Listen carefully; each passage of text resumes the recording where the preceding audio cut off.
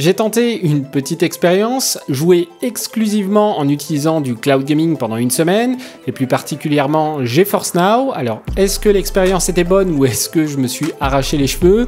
Quels problèmes j'ai rencontrés et est-ce que le cloud gaming peut remplacer mon PC gamer? C'est ce qu'on va voir dans cette vidéo. Mais avant de rentrer dans le vif du sujet, parlons un peu des nouveautés GeForce Now, histoire d'être à la page. En septembre 2025, l'offre GeForce Now a évolué, notamment l'offre Ultime, en proposant de la 5K 120 fps pour les serveurs disposant d'une RTX 5080. Tous les serveurs n'ont pas basculé sur la RTX 5080 et seuls quelques jeux jugés les plus exigeants tournent sur ces serveurs. Voici la liste des jeux concernés, c'est d'ailleurs une liste qui évolue au fur et à mesure. Pour les autres serveurs, on est sur des RTX 4080 et limité à de la 4K 120 fps. Bon, limité, faut le dire vite parce que ça reste quand même top. Et si vous disposez d'un écran 1440p, vous pouvez monter à 240 fps dans cette résolution. Il y a aussi la fonctionnalité Install to Play qui vous permet de jouer à plus de 2000 jeux Steam en plus des 2000 jeux qui étaient déjà disponibles. En effet, jusqu'à présent, il n'était possible de jouer qu'à des jeux tournant sur les serveurs GeForce Now.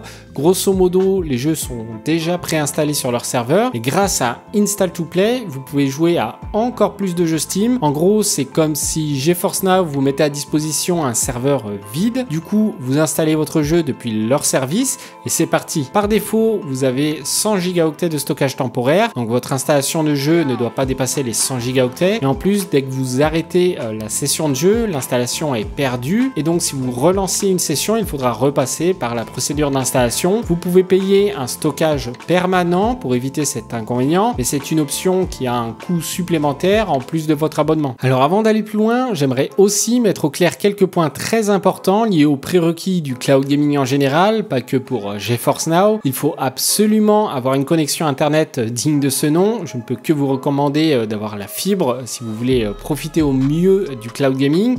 Pour ma part, j'ai une fibre 1 gigabit. L'autre point important, c'est qu'il est inutile d'avoir la fibre si votre PC est connecté à votre box avec de la Wi-Fi 2,4 GHz qui capte une barre sur 5, parce qu'autant le stream sera parfait jusqu'à votre box, mais la Wi-Fi 2,4 GHz fera un goulot d'étranglement, ce qui donnera un résultat similaire à si vous aviez de la DSL en 2 mégabits seconde. Donc il est primordial aussi d'avoir un excellent réseau local, idéalement être en Ethernet, donc en câblé, c'est le mieux. Ça permet d'avoir une latence locale négligeable comparé à la Wi-Fi qui elle ajoute de la latence. Si vous ne pouvez pas faire autrement qu'être en Wi-Fi, privilégiez la Wi-Fi 5 GHz qui propose un meilleur débit et une latence réduite comme ici où ma latence passe de moins d'1 milliseconde en Ethernet à 3 millisecondes en Wi-Fi 5 GHz. Pour vous faire une idée, j'ai aussi de la Wi-Fi 2,4 GHz et comme vous pouvez le voir, le ping est beaucoup moins stable, ce qui sera particulièrement désagréable une fois en jeu. Et dernier point important, ne comparez pas votre expérience sur un jeu multijoueur que vous faites tourner en local parfaitement en Wi-Fi 2,4 GHz avec le cloud gaming. Un jeu multijoueur ne consomme que quelques kilooctets secondes, ce qui ne posera donc pas de problème en Wi-Fi 2,4 GHz, alors que le cloud gaming, lui, consomme plusieurs mégaoctets secondes. Maintenant que ces points cruciaux sont éclaircis, passons à la suite. Alors, où en est le marché du cloud gaming? Eh bien, je dois avouer qu'il y a du choix, même si GeForce Now est pour le moment au-dessus en termes de qualité, mais les autres acteurs ne sont pas en reste. Si d'ailleurs vous voulez avoir le détail de mes tests des différents services de cloud gaming, vous pouvez aller voir ma vidéo dédiée où je teste les 4 principaux acteurs de cloud gaming. Déjà, on a Amazon Luna qui est un service relativement récent. J'ai trouvé qu'il brillait particulièrement sur mobile et tablette et si vous avez Amazon Prime, vous pouvez l'utiliser gratuitement sur une sélection relativement restreinte de jeux, mais ça peut vous permettre de vous faire une idée du service. Ensuite, on a Xbox Cloud Gaming, il permet de jouer à des jeux Xbox et de profiter du catalogue Xbox Game Pass si vous avez un PC pour pouvoir jouer aussi à des jeux en local. Les jeux streamés avec leur service de cloud gaming tourneront sur des Xbox Series X et S, donc la qualité graphique sera légèrement en retrait par rapport aux autres services de cloud gaming qui utilisent des serveurs PC. Au passage, le support clavier-souris n'est que partiel, donc globalement le service est plutôt dédié à un usage manette. L'autre service de cloud gaming un peu moins connu, c'est Boosteroid, c'est le service qui se rapproche le plus de GeForce Now en termes de qualité graphique, avec aussi de la 4K. Pendant mes tests, j'avais eu par contre quelques soucis de stabilité de leur service avec leur logiciel qui crachait pendant le lancement de certains jeux. Bref, c'était prometteur, mais pas encore parfait non plus. Par contre, leur service est moins cher que GeForce Now, donc ça peut aussi peser dans la balance. Après, il y a aussi Shadow, qui est une plateforme française, mais c'est plus du cloud computing que du cloud gaming. En gros, vous louez un PC complet pour faire ce que vous voulez dessus, y compris jouer. Pour ce qui est de GeForce Now, c'est selon moi le meilleur service en termes de qualité, avec de la 5K 120 fps dans certaines conditions, et sinon de la 4K 120 fps. L'image est de bonne qualité, la compression du flux vidéo plutôt correcte, surtout si vous avez une connexion qui suit. Le service propose une offre gratuite illimitée, enfin limitée à des sessions d'1 heure, mais qu'on peut relancer autant de fois qu'on veut. C'est, je pense, un bon point d'entrée pour tester leur service. L'offre gratuite propose du 1080p 60 fps. Ensuite, vous avez l'offre performance à 11 € par mois qui vous permet de jouer en 1080p 120 fps ou 1440p 60 fps. C'est déjà un peu plus intéressant et collera plutôt bien pour une utilisation console de salon connectée à la télé si vous voulez jouer à des jeux plutôt narratifs et un peu chill. Pour finir, vous avez l'offre ultime à 22 € par mois qui, elle, propose de la 5K 120 fps pour les serveurs RTX 5080 et de la 4K 120 fps pour le reste. Pour les offres payantes, elles sont toutes limitées à 100 heures par mois. C'est d'ailleurs une limitation que je trouve un peu dommage. J'imagine que c'est pour éviter que des joueurs laissent leur session allumée alors qu'ils ne sont pas devant le PC. Dans tous les cas, c'est à prendre en considération si vous êtes un gros gamer. Passons maintenant à mon expérience. J'ai utilisé exclusivement GeForce Now pendant une semaine dans différentes conditions.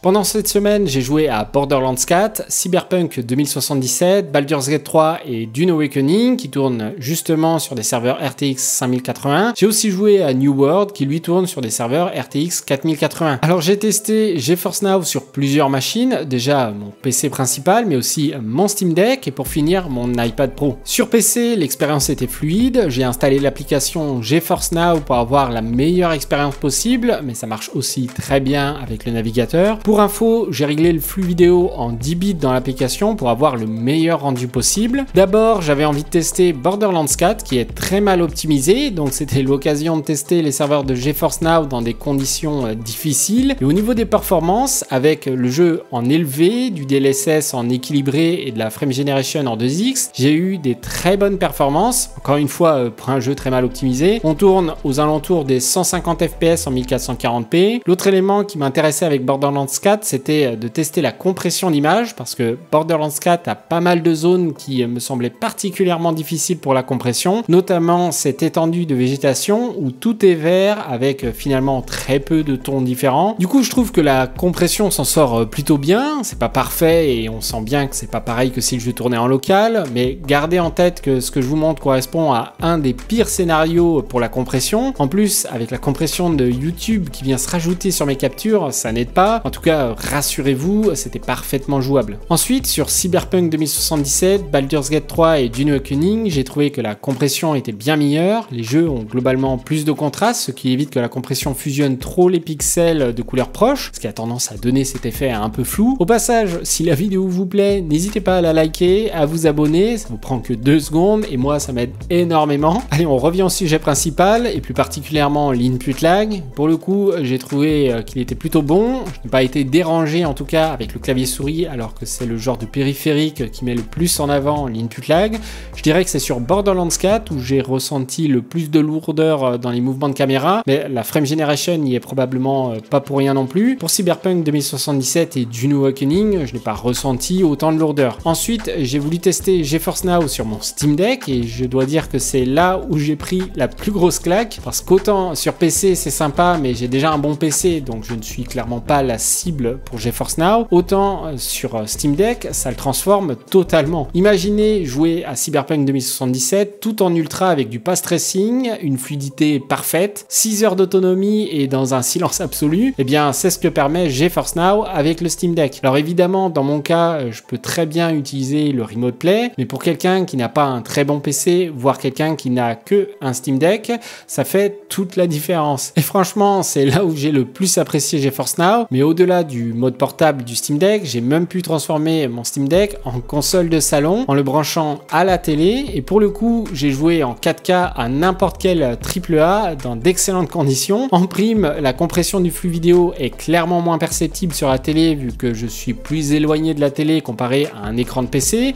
Même constat pour l'écran du Steam Deck, l'écran est plus petit donc la compression est imperceptible. Pour finir, j'ai testé GeForce Now sur mon iPad, même si personnellement ce n'est pas le type de device que j'utilise pour jouer. Et je dois dire que ça tourne très bien, il suffit de télécharger l'application sur le store et de connecter la manette de Xbox et tout fonctionne sans le moindre souci. Alors, est-ce que le cloud gaming et plus particulièrement GeForce Now peut remplacer mon PC gamer? Clairement non, parce que la qualité visuelle, bien que bonne, n'est pas à la hauteur de ce que propose mon PC en local. Ensuite, je le rappelle, j'ai un bon PC, donc globalement, même l'abonnement ultime ne m'apporte pas plus de performance que ça. Mais alors, à qui s'adresse GeForce Now et plus généralement le cloud gaming? Eh bien finalement, j'ai trouvé que ça pouvait s'adresser à pas mal de profils types. Déjà, ça permet de donner une seconde vie à un PC vieillissant sans avoir à l'upgrader tout de suite et sans nécessairement se ruiner non plus. Ensuite, pour quelqu'un qui a une petite config PC mais qui veut jouer quelques mois de l'année à des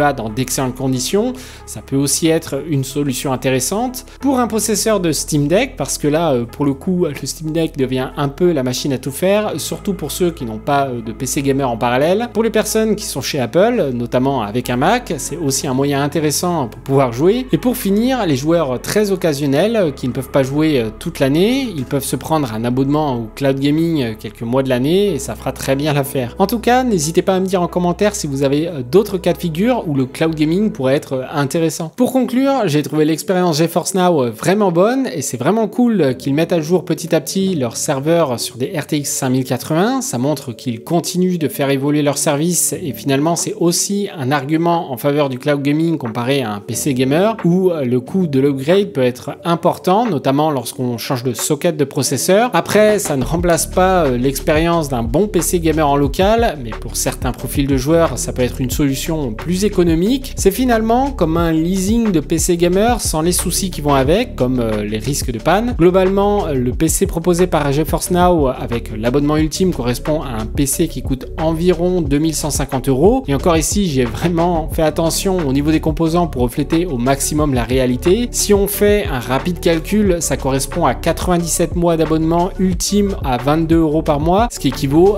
à un peu plus de 8 ans. En contrepartie, le PC ne vous appartient pas et vous ne pouvez pas jouer à n'importe quel jeu dessus non plus. Certains jeux ne sont pas disponibles sur GeForce Now et en prime, vous ne pouvez pas faire autre chose que jouer. Bref, c'est une histoire de compromis. En tout cas, je trouve que le positionnement tarifaire est plutôt intéressant. Dites-moi en commentaire si vous avez testé une solution de cloud gaming et dites-moi un peu l'expérience que vous en avez eue. N'hésitez pas à aller voir ma vidéo où je transforme mon PC en console de salon avec Linux. Je pense qu'elle peut vous intéresser. En tout cas, j'espère que la vidéo vous a plu. Si c'est le cas, un petit like et un abonnement, ça fait vraiment plaisir. Sur ce, portez-vous bien. À la prochaine. Ciao.